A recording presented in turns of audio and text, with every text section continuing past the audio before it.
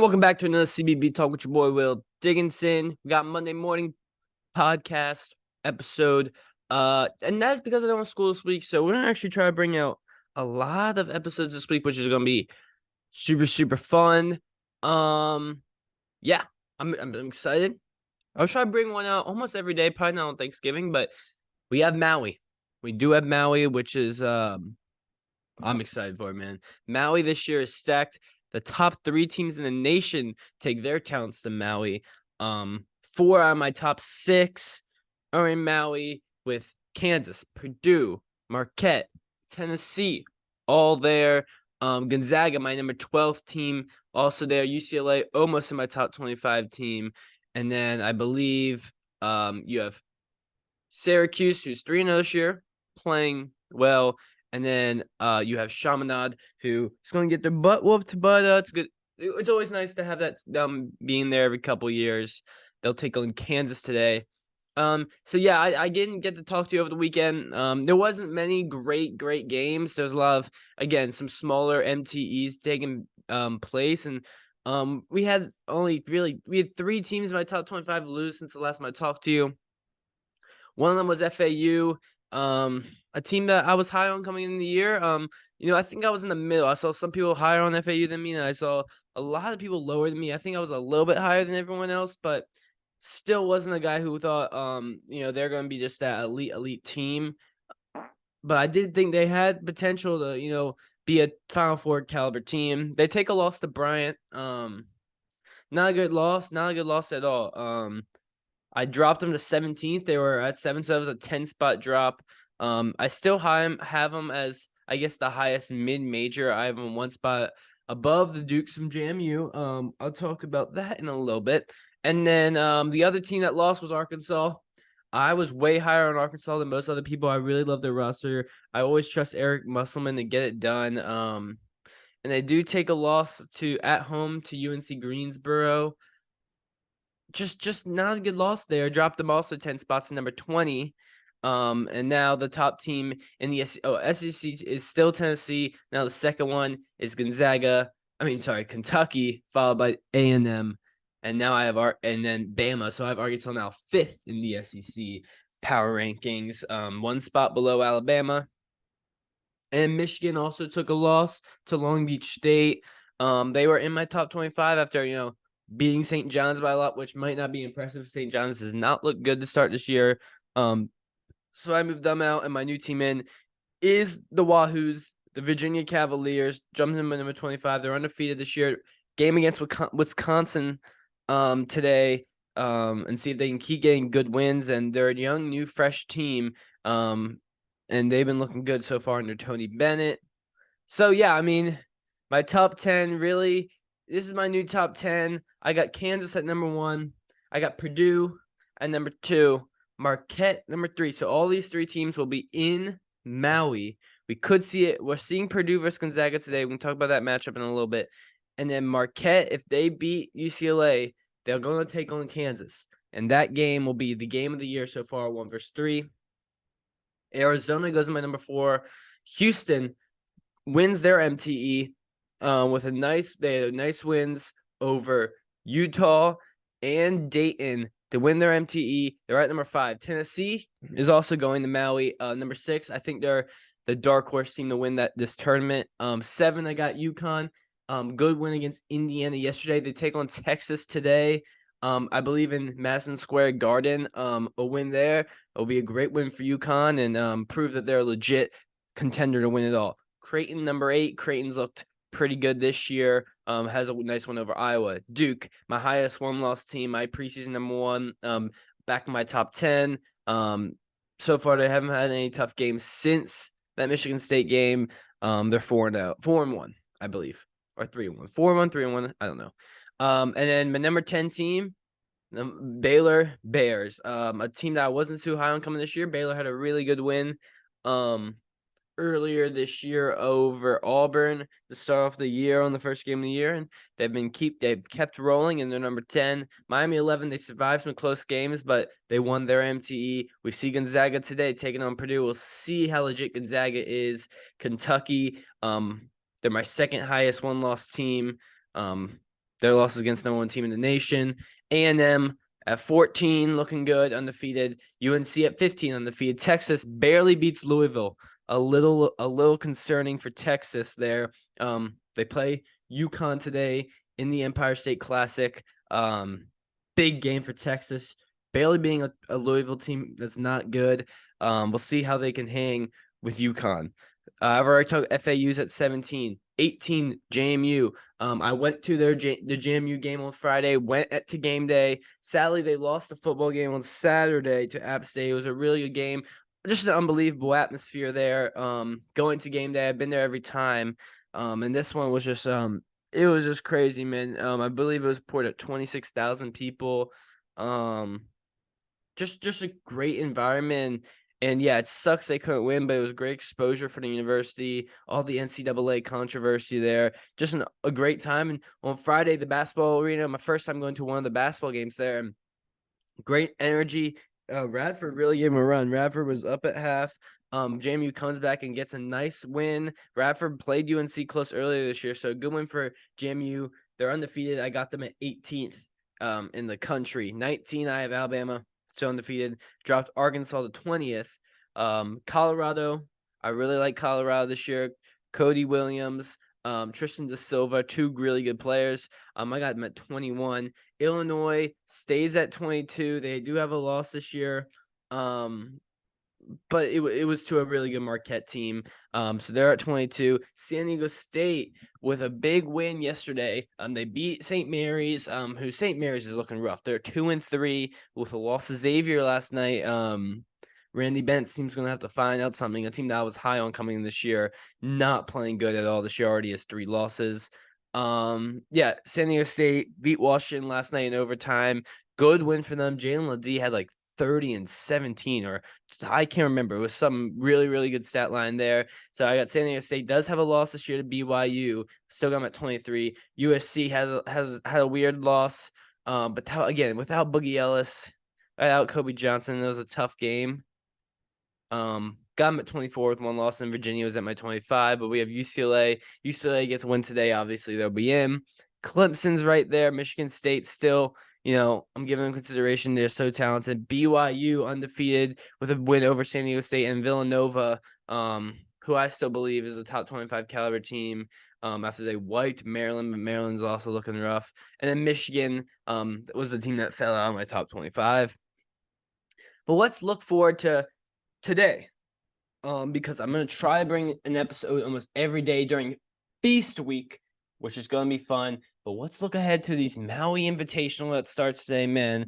The best tournament that's outside the NCAA and the conference tournaments, the best midseason tournament, the best MTE in college basketball every year, always delivers. We're glad to have it in Maui this year after, we weren't sure if it was going to take place after the wildfires, but we got it. And this year's field is one of the best I've ever seen. I think it's up there. I remember the 2019 field was super, super stacked. We always see good teams come out and win in Maui. I believe the Zion team, I don't think they won. I actually believe they lost Gonzaga. I remember that year in I think that was 2018 Maui. 2019 Maui, I remember watching, and it was Obi Toppin and Dayton, and that team was super good. I think they ended up taking Maui. I'm pretty sure it didn't happen in 2020.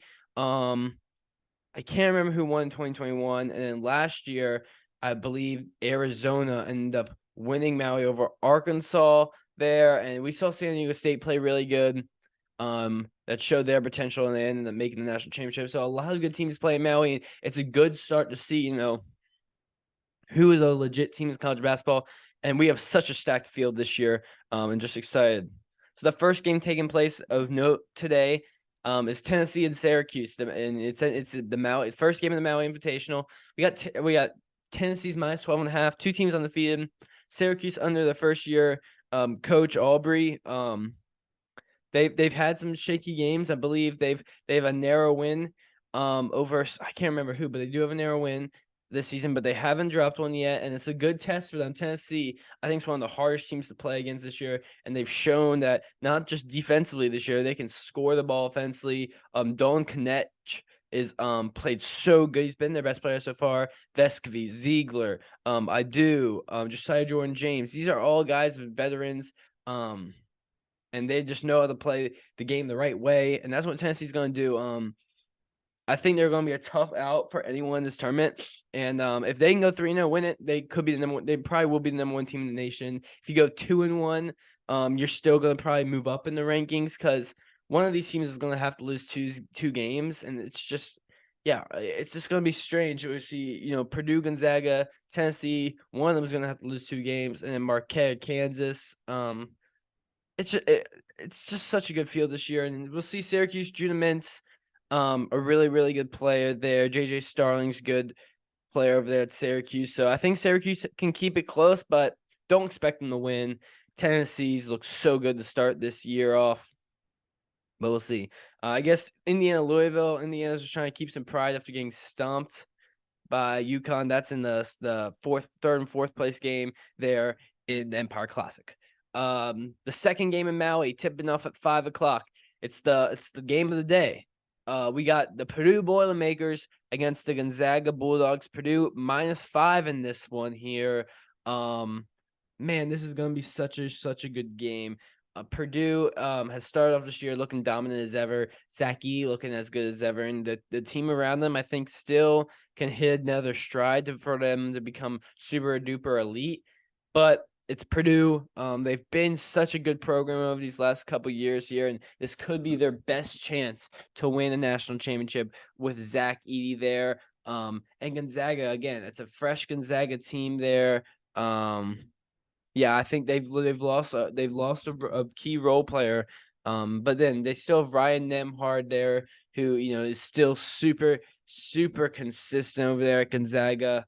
And yeah, I mean, when you have just a good Gonzaga team, Braden Huff, a guy who's actually scoring 21 points, could he be a guy like Drew Timme to take that next step? He's the redshirt freshman over there. Ryan Nembhard, of course, I've already talked about him. He's been playing really, really good there. Yeah, they have a good win over Yale, and yeah, just been holding on. This is their first real test of the season here. I like Gonzaga to keep this close. They've always played well in Maui there, and I think that's a big advantage for them. And I could see them easily pulling off this upset, but it's hard to go against Purdue. And can Gonzaga throw the size on them? Braden Huff's going to have to play good. I think if Gonzaga can win the guard battle, they have a great chance of beating Purdue here. But I'm going to have to go with Purdue winning, but I'm not surprised at all if Gonzaga wins this game. This is my most likely team to pull off an upset today. It's because Gonzaga is, of course, it's closer to Hawaii, not as long as a flight. They've been there before. Mark Few's coaching this gym, while Purdue, I don't believe has, or hasn't in a while. I think Gonzaga can very well win this game, but I just love the talent over there in Purdue, and I want to see how this Gonzaga team plays with some pressure on them. It should be a very, very tough game for both those teams, but I like Purdue narrowly beating Gonzaga. Wisconsin and Virginia, that's in Fort Myers today, and the Fort Myers tip-off. Wisconsin's dropped 2 games this year. They haven't looked amazing. A team that had some high expectations coming into the year. We'll see how they can play. The Big Ten struggle this year. Virginia undefeated, just got into my top 25. We'll see if they ended up going in the top 25 this week in the AP poll. Virginia just looking to hang on there. Ryan Dunn's been a breakout player so far. Reese Beekman, of course, Isaac McNeely, Blake Buchanan. A new looking team, really. Reese Beekman is the only main contributor from last year's team. I guess Isaac McNeely and Ryan Dunn were on there, but they really weren't heavy time players. McNeely might have started some games, but we'll see. Virginia, another good test for them after they've beat Florida already this year. So second good test for them. Championship game of the Empire Classic takes place at 7:00. We have UConn, Texas. Are we really doing this right now? I don't know. The dogs. All right, UConn, Texas. A great game here for the championship here of this MT, the Empire Classic. UConn blows out Indiana yesterday. Texas with a narrow win with a Max Abmas game winner over Louisville. That kind of worries me about Texas barely being Louisville, so give me UConn this one to cover the 6 points. Again, Caden Shedrick looked really good, the Virginia transfer yesterday. It's going to be a big match with him and Klingon. Max Abmas looked good. Tyrese Hunter, we got to see him step up today. but UConn just thinks a better team. I expect them to get this job done. Alex Caravan's been very, very good so far. Klingen, of course, Tristan Newton's still there, a great player, and a really, really good test for UConn, their first ranked matchup of the year. And Texas, I think they're a good team. I think I got them ranked 16th in my poll. But it's a tough game for them against the reigning national champions there in Madison Square Garden, a place where UConn's used to playing in, of course, with the Big East tournament. So I like UConn there. And to cover that spread of 6.5, Colorado and Richmond is a game that kind of catches my eye there. But Colorado should win, a team that I'm very high on so far to start this year. Of course, Kansas takes on Chaminade there. No spread in this one. Kansas should win by at least 30 or 40. But it's good to see them in there. And if Chaminade can somehow keep it close, it would be cool. But I expect the number one team in the country to handle their business and move on to most likely to play either UCLA or Marquette, but most likely Marquette. The last good game at the end of the day is UCLA and Marquette, the nightcap at Maui at 11:30. So it kind of sucks it's that late. And yeah, Marquette's only 5.5-point favorite, which was a little weird spread to me. I guess they're sticking UCLA, West Coast team, more accounted for the time difference. They've been in Maui before. Marquette not used to being in this big stage. But Marquette's just the better team. I mean, Adem Bona's been playing good for UCLA there. But I think UCLA is still trying to get this team together. I think they have a lot of new pieces over there. Marquette's a team that has played together these last 2 years now, and they've looked really, really good. Of course, Tyler Kulik, one of the best players in the country, maybe the best guard in all of America in college basketball. And Marquette should win. I like this spread for them, 5.5. I think they're going to cover it. I expect a great win for Marquette today. They look over to play Kansas tomorrow. That's going to be game of the year if that happens. Kansas, Marquette. Man, if that game happens, the winner of that's going to happen. I mean, there's a potential Final Four here. The Final Four in this tournament could be the Final Four in real life. It legit could be Purdue, Tennessee, Marquette, and Kansas. And then the losers of those two games play each other, and that's still a phenomenal game. Maui delivers like no other tournament does, and I'm just excited to see what's going to happen here. So, yeah, I'm just going to be going over the Monday games because I believe I should be able to talk to you again tomorrow morning. I'm not sure about Wednesday, though, because I'm going over, traveling back to Virginia again. So I was just in Virginia, going back to Virginia for Thanksgiving. But I should be able to talk to you tomorrow. I'll try to get you over Thanksgiving. Maybe not on Thursday, but maybe Wednesday. I don't know. Depends what I'm doing. But yeah, I'm gonna go play golf today, maybe golf tomorrow, and golf on Wednesday. So a lot of golf this week, a lot of college basketball watching. Big NFL game tonight for Super Bowl rematch. Give me the Chiefs. Give me the Chiefs tonight. At home, coming off bye. That's something Andy Reid does really well, is win off byes. Just give me the Chiefs tonight. But I'll come back tomorrow though, and then we'll give you some updates on those great Maui games. And yeah, enjoy your break, or if you're not on break, get ready for your break. It's gonna be good. All right, peace out, guys.